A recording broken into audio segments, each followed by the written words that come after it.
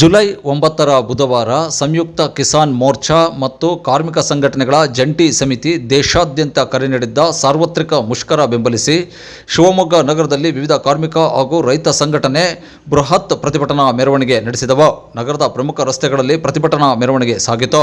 ನಂತರ ಡಿಸಿ ಕಚೇರಿ ಆವರಣದಲ್ಲಿ ಪ್ರತಿಭಟನಾಕಾರರು ಧರಣಿ ನಡೆಸಿ ಜಿಲ್ಲಾಡಳಿತದ ಮೂಲಕ ಕೇಂದ್ರ ಸರ್ಕಾರಕ್ಕೆ ಮನವಿ ಪತ್ರ ಅರ್ಪಿಸಿದರು. ಪ್ರತಿಭಟನೆಯಲ್ಲಿ ವಿವಿಧ ಸಂಘಟನೆಗಳ ನೂರಾರು ಜನರು ಭಾಗವಹಿಸಿದ್ದರು.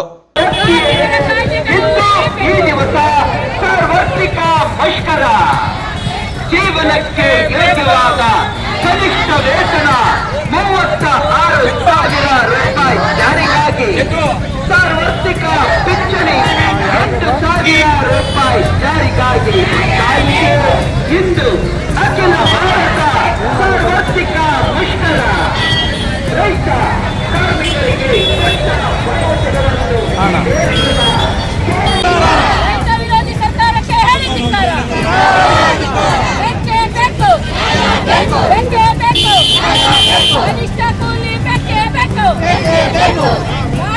ದೇಶವ್ಯಾಪ್ತಿಯಲ್ಲಿ ನಡೆಯುತ್ತಿರುವಂತಹ ಸಾರ್ವತ್ರಿಕ ಮುಷ್ಕರಕ್ಕೆ ಬೆಂಬಲ ನೀಡಿ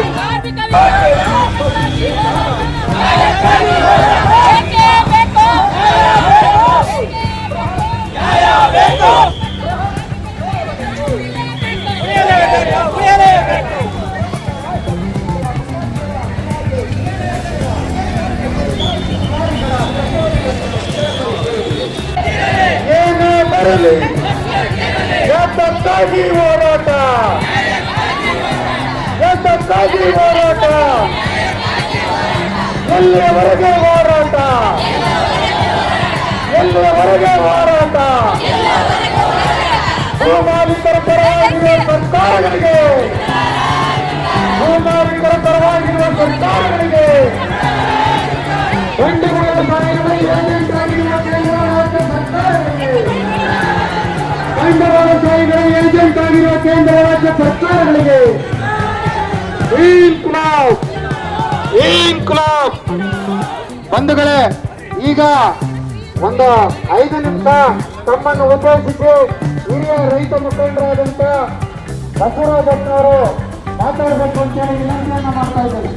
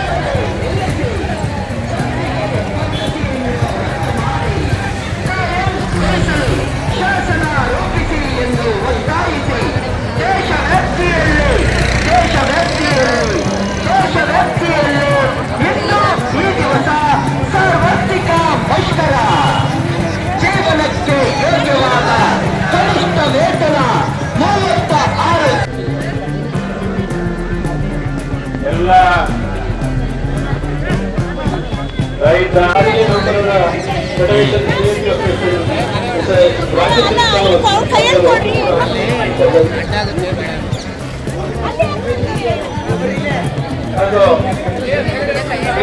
ಕಾರ್ಪೊರೇಷನ್ ಚಂದ್ರಪಾಕಿ ಹಾಗೂ ಎಲ್ಲರಿಗೂ ಎಲ್ಲ ಕಾರ್ಮಿಕರು ಕೂಡ ಹಾಗೂ ಕೆಎಸ್ಆರ್ಟಿಸಿ ನೌಕರರು ಅವರು ಕೂಡ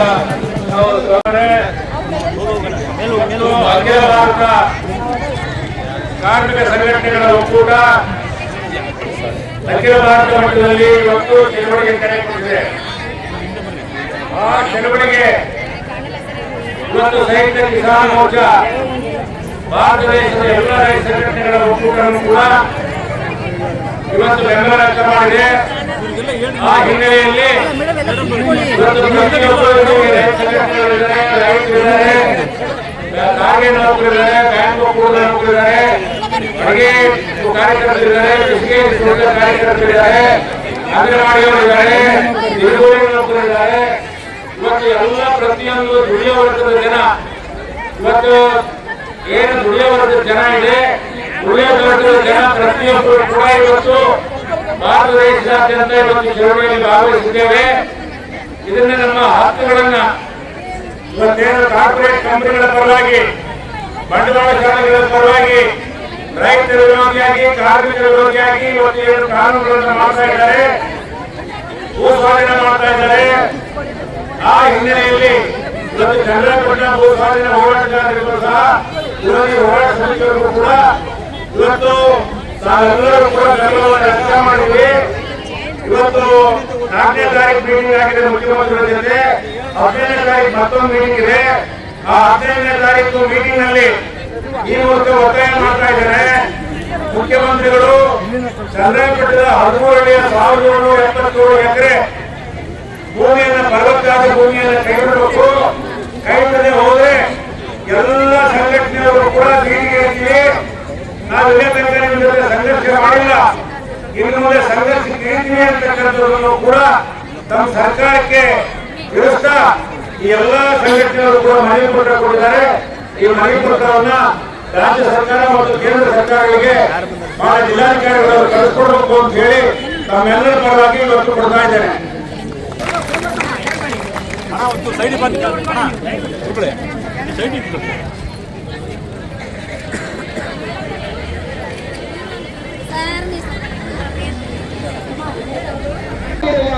ಕೇಂದ್ರ ಸರ್ಕಾರದ ನೀತಿಯನ್ನು ವಿರೋಧಿಸಿ ಇಂದು ದೇಶಾದ್ಯಂತ ಸಾರ್ವತ್ರಿಕ ಮುಷ್ಕರ. ಸಾರ್ವಜನಿಕ ರಂಗದ ಖಾಸಗೀಕರಣ ಮಾರಾಟ ಕೂಡಲೇ ನಿಲ್ಲಿಸಿ, ಗುತ್ತಿಗೆ ಪದ್ಧತಿಯನ್ನು ರದ್ದು ಮಾಡಿ ಕಾಯಂಗೊಳಿಸಲು ಶಾಸನ ರೂಪಿಸಿ ಎಂದು